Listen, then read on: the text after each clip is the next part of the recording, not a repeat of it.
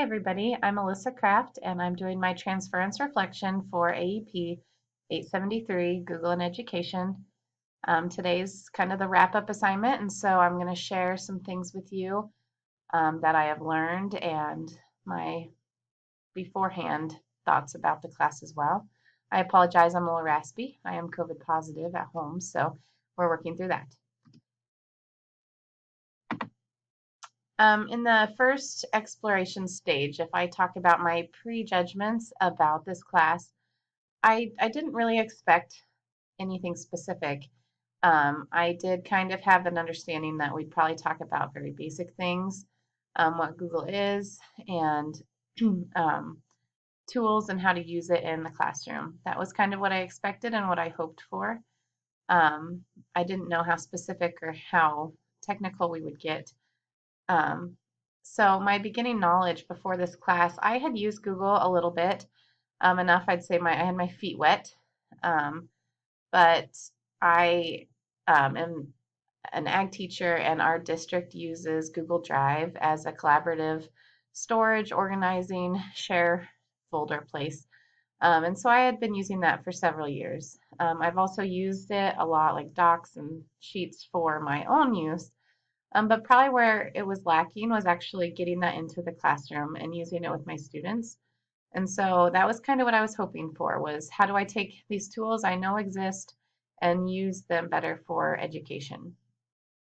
The second step, the explanation stage of what I actually learned, excuse me, and what happened in the course.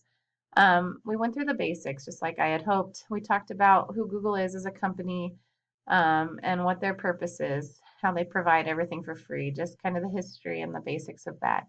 We also did some basic work on Google Docs and Sheets and some of the individual Google tools and apps. I had quite a few surprises. I'll mention this a lot as we go forward in this. The collaboration piece of Google was huge in this class. I learned how well you can collaborate on Google tools. And so I think, I'll be honest, when I saw we had a collaborative assignment in this class, I kind of dreaded it. Mostly I have a full-time job. With new challenges this semester, I have kids. I just worried when would I have time to work together with other people from all over our country, technically.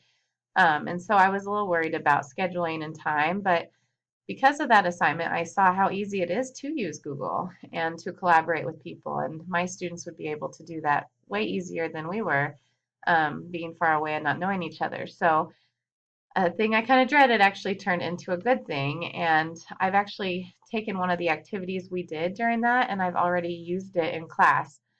We did a metaphorical story of the digestive system, and my students loved it. And so I liked seeing that instant gratification on I learned something new and we applied it. Um, Outside of collaboration, I learned so many new tools. There were a lot of apps I didn't know were part of Google or that were even existed. So um, that was fun. And then probably the most rewarding thing I've done starting this semester is I'm using Google Classroom all the time. Um, it's a great central location for my students to get information, get assignments, and I love that all of the Google tools are seamless on there. You can go over to the little Hollywood Squares and find Jamboard or Docs or whatever you really want. And so I really like how all the tools come together, and I'm kind of really starting to apply that in my classes. Excuse me. The conjecture stage, or my question going forward, is how can I make sure I use these tools to be meaningful?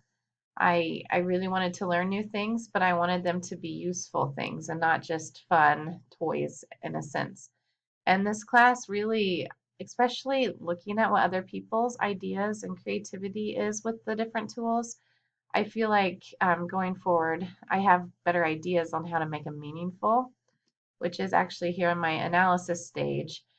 Application with students is how I need to do that. And it'll be some trial and error. for what works for me and for my classroom setting and my content area, where I teach ag. Not everything directly will pull in. Um, but like I said, I used that collaborative story in docs where they were all writing at the same time, a sentence at a time. That was a huge success, and I plan to continue that each year when I teach that unit. So just trying it and giving it a go to see what works and what doesn't. And then my second part of this is to continue seeking more. As we know, technology constantly changes, and therefore I want to keep up with it. I don't want to end this course and stop looking at what Google Suite has to offer. I plan to continue branching out and becoming more engaged in Google Classroom, just because it offers great organization and feedback for assignments and everything with my students. The third part is to share with my colleagues. I have a couple colleagues that have moved in from other schools that were Google schools, and so they have a good understanding, but there's some teachers in our school who have done nothing on Google. And I feel like I have the ability now to help them share some of the tools I have learned and improve their understanding so that they can also help our students more. And so I think just continuing to help others is a big thing I can do to make it more meaningful. I wanted to mention these standards real quick, ISTE and the Tpac standards. I only have one last class to wrap up my master's in instructional technology, so I've been using these standards for several years in my courses. Here in the last couple classes, I've really appreciated them more than I have in the past, though. I feel they give me great guidance for how to include technology into my curriculum in a useful way. Again, that question, how do I make it meaningful? And so I like will probably continue referencing these on ways to incorporate that technology and make sure I'm hitting all of the standards on that avenue as well. Another thing I have appreciated is these standards are divided out into perspectives, whether you're the teacher, learner, leader, coach. I think there's several others. And so we all have standards we need to be meeting to further education, especially when it comes to technology. And so I wanted to mention that briefly. And lastly is my synthesis stage or my big picture wrap up. I really feel like this course came for me at the perfect timing. For two reasons. Our school is supposed to be going one-to-one with Chromebooks this year. There's been an over order from our country, but so we're a little delayed on that. But we will be becoming a Google school, and so this course just got me going. It got me excited, and I see what's available. So that has been perfect on timing. The other part is because of the pandemic, education's changing right now, and we don't know if it'll change back to how it used to be. I've been in quarantine once. Currently, I'm out because I have COVID. I've had students out on quarantine, and no matter if I'm at home or a student's at home, because of Google Classroom and these tools, we can continue learning.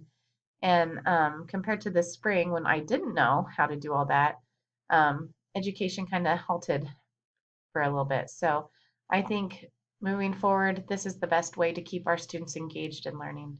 And lastly, I'm very thankful for the tools. I'm thankful for um, our instructor in this course and for the design of the course, and of course all the other my classmates who have helped and given great feedback. So I appreciate it, and thank you very much.